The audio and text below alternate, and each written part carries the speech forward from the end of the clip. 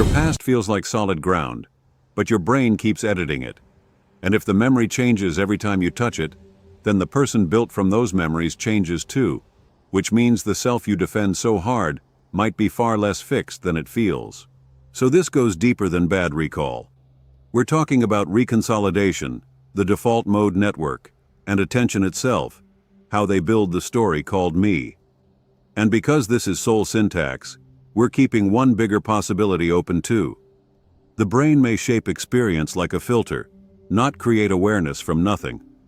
Start with the first mistake, thinking memory works like a recording. Memory is not a recording. Most people picture memory like storage. Something happened, the brain filed it away, and later you pull it back out. Clean, intact, objective. But that's not how recall works. When you remember, you don't press play. You rebuild.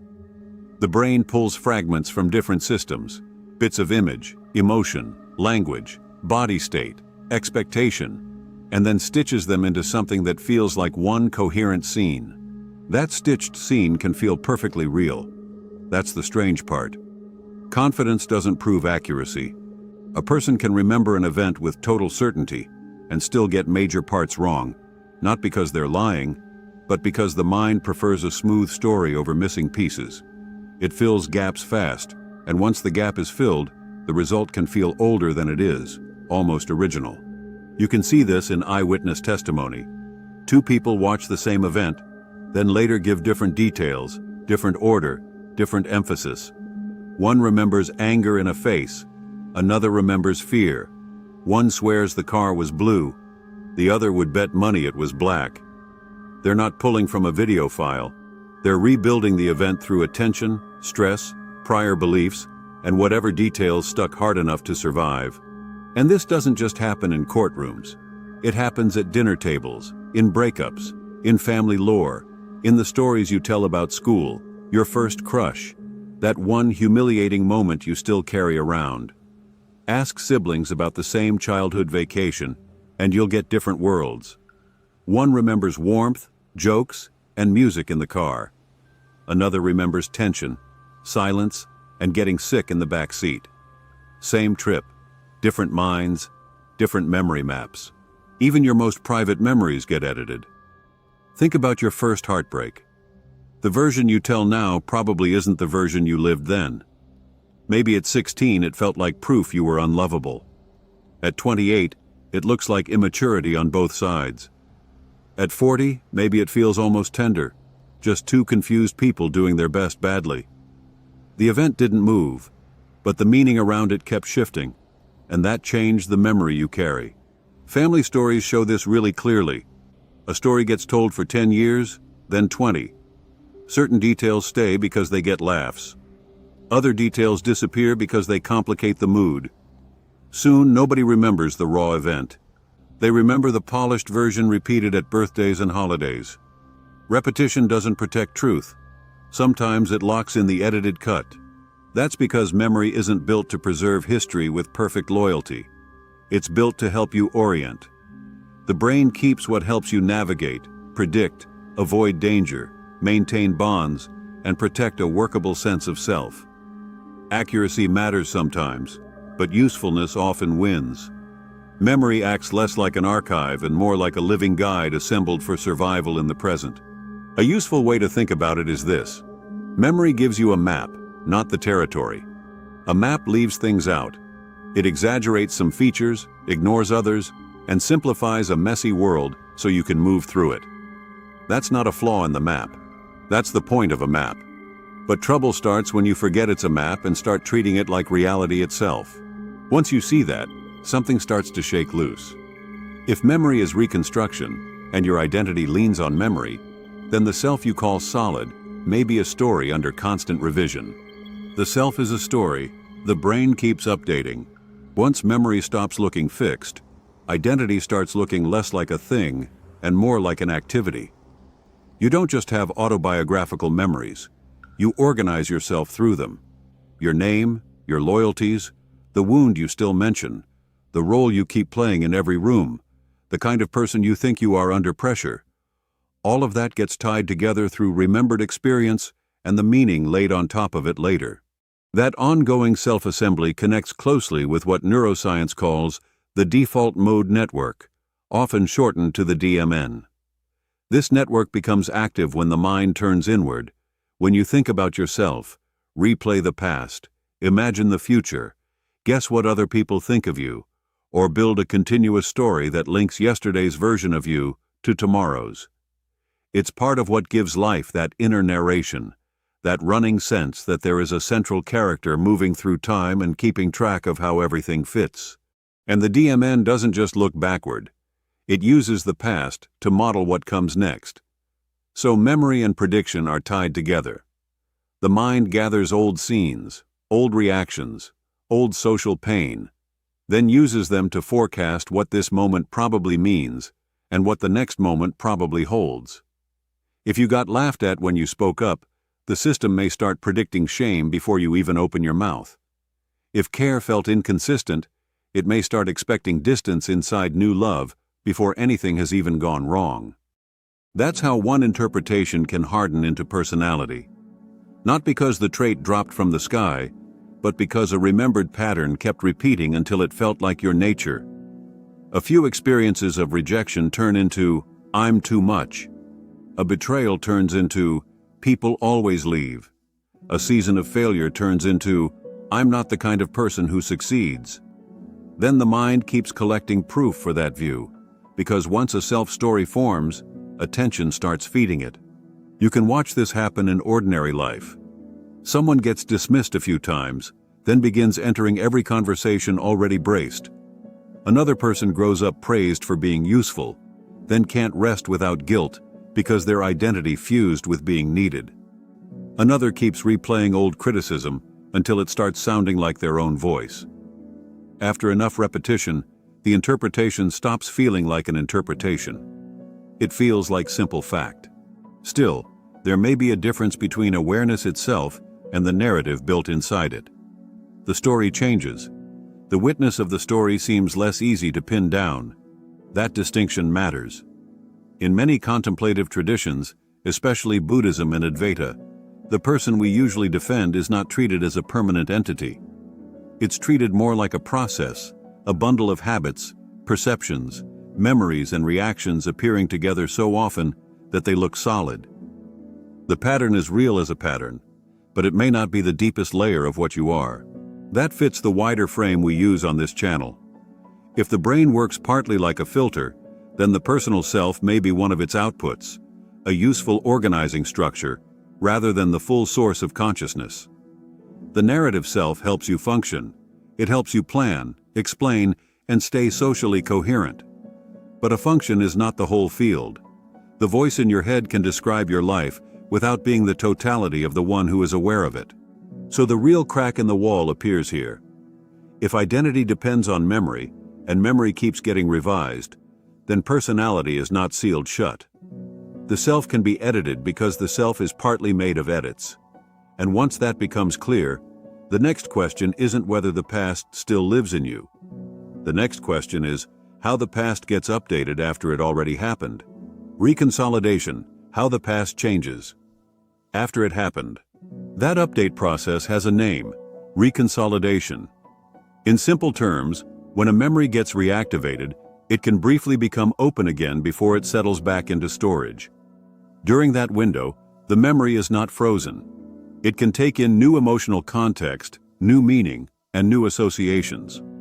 So the past doesn't just sit there unchanged while you examine it. The act of remembering can alter what gets carried forward. This does not mean facts become whatever you want. If someone hurt you, they hurt you. If you lost something, you lost it. Reconsolidation is not magic editing of history. It works more through the layer of meaning encoded with the event. Fear can shift. Shame can loosen. Helplessness can give way to agency. Isolation can soften when the same memory is revisited inside real safety instead of loneliness. That difference matters because people often think healing means arguing with reality. It doesn't. The event may remain painful and true, but the conclusion fused to it may no longer hold.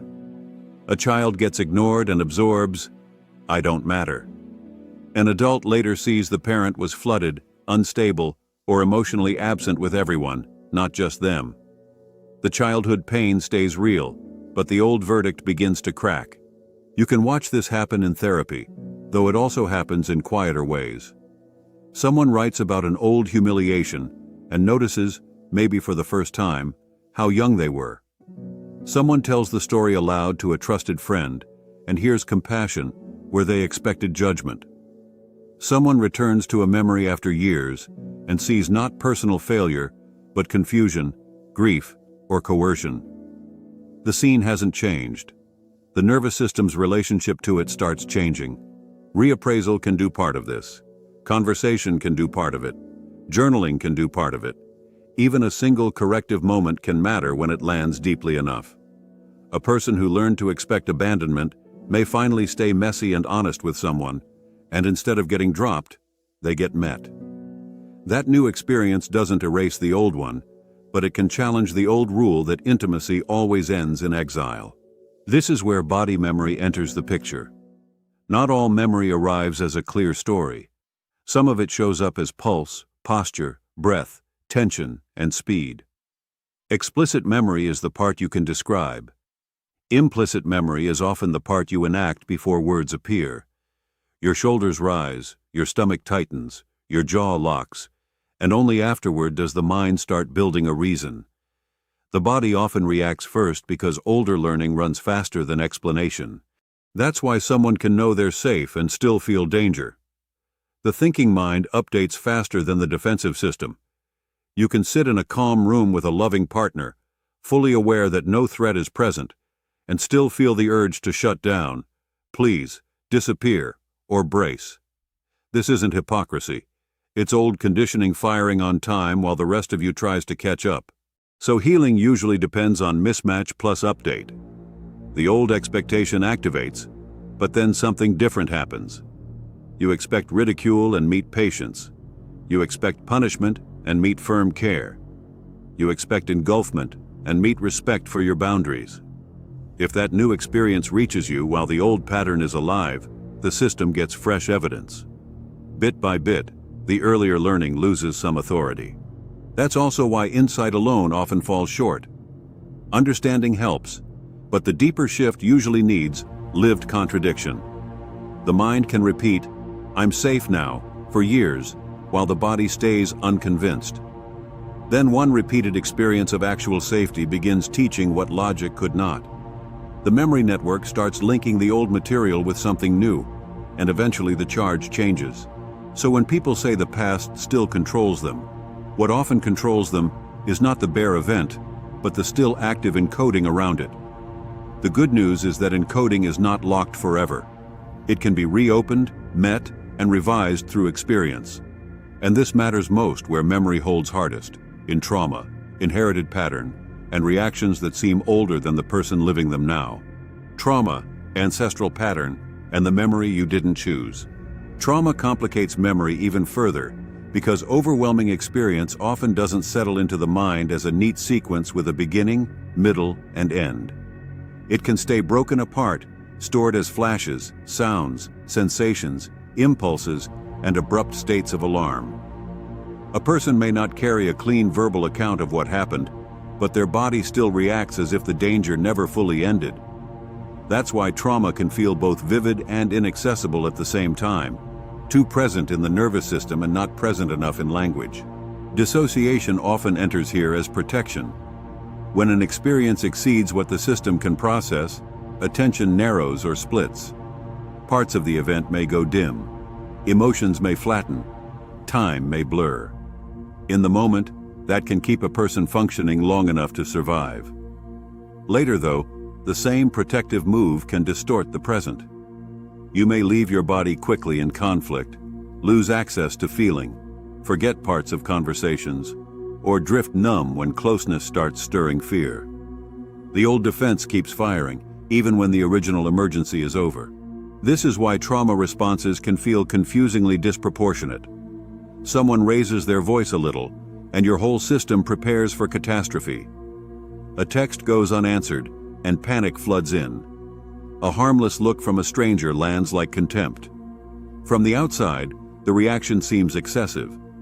From the inside, the nervous system is matching the present to an older survival pattern and acting first. It is not asking, "What is happening now?"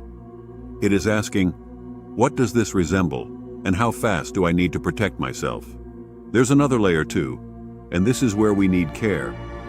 Research in epigenetics suggests that severe stress can leave biological marks that affect later generations. That does not mean your grandfather's exact memories transferred into your head like scenes in a film. It means patterns of stress response may travel forward through bodies, development, and family conditions.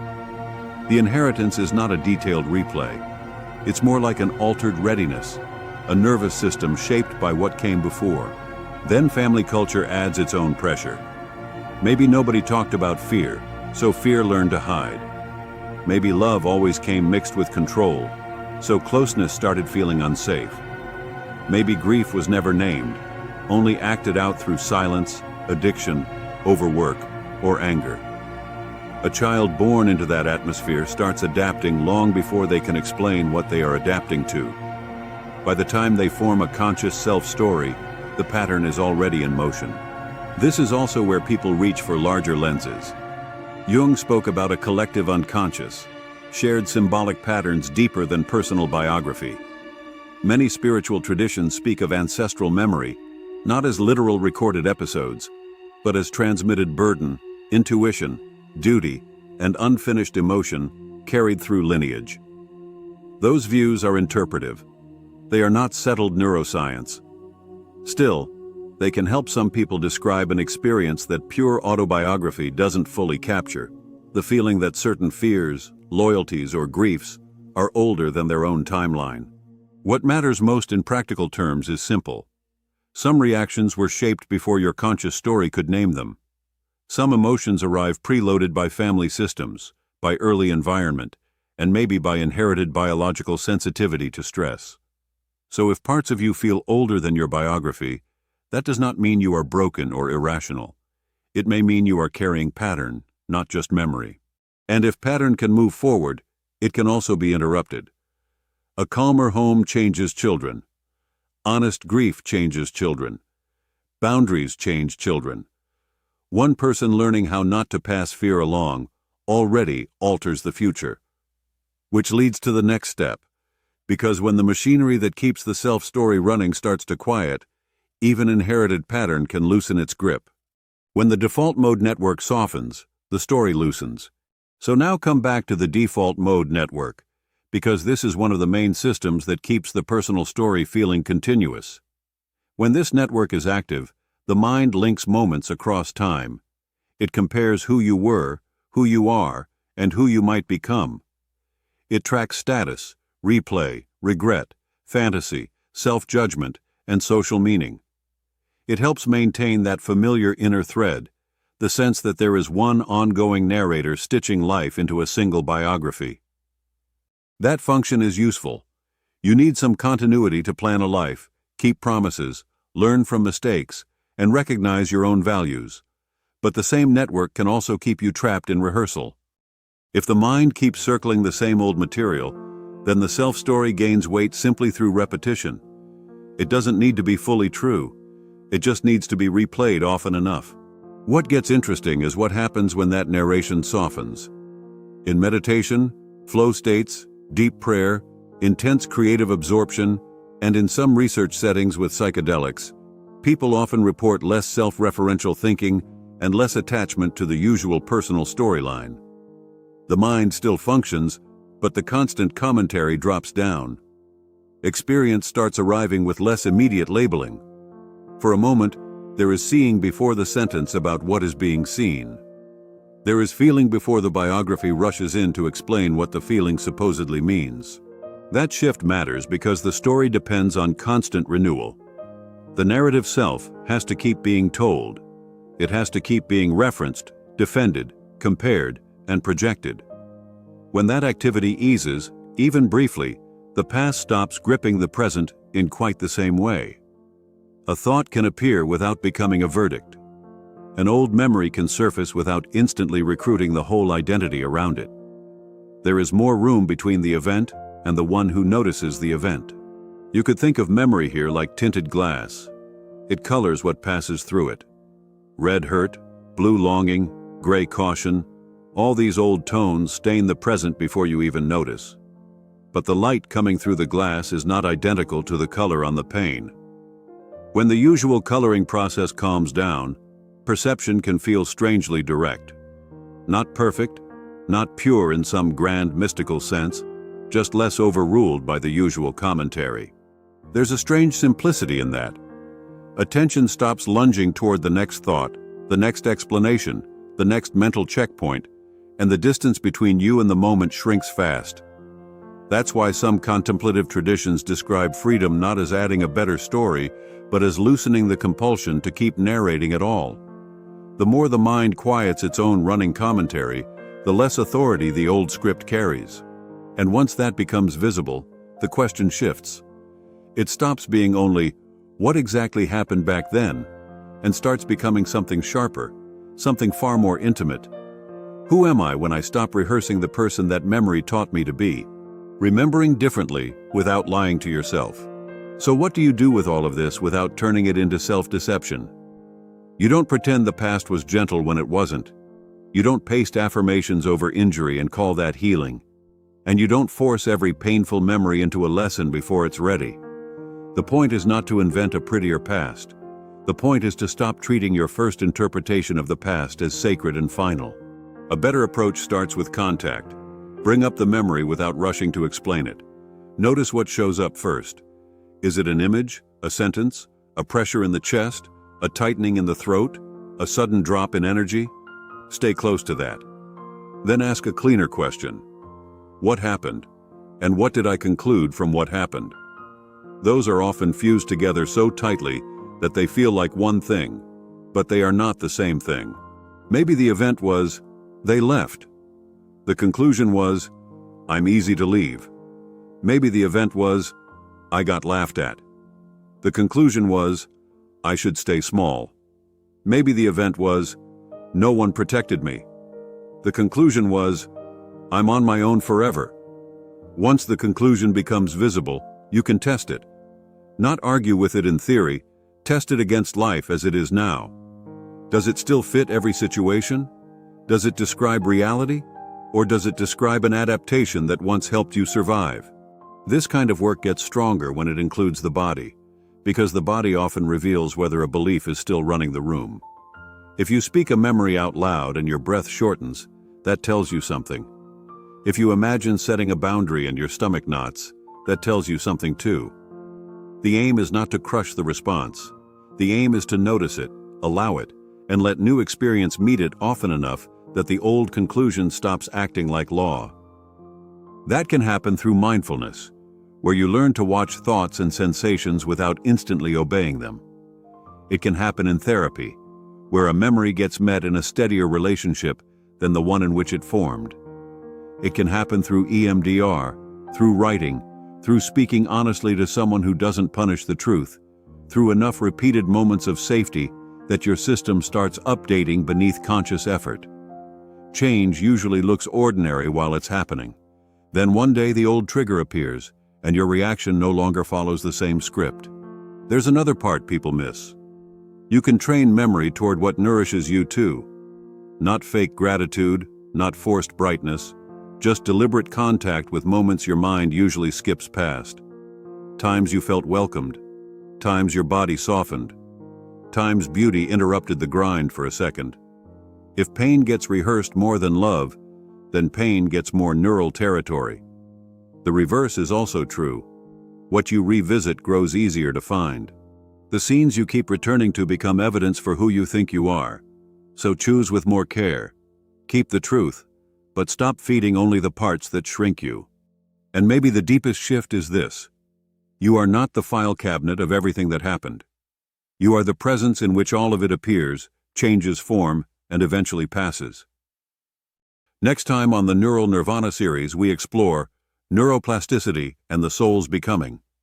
Until then, stay curious, stay conscious. If this stirred something inside you, Subscribe, like, and share this with a fellow seeker.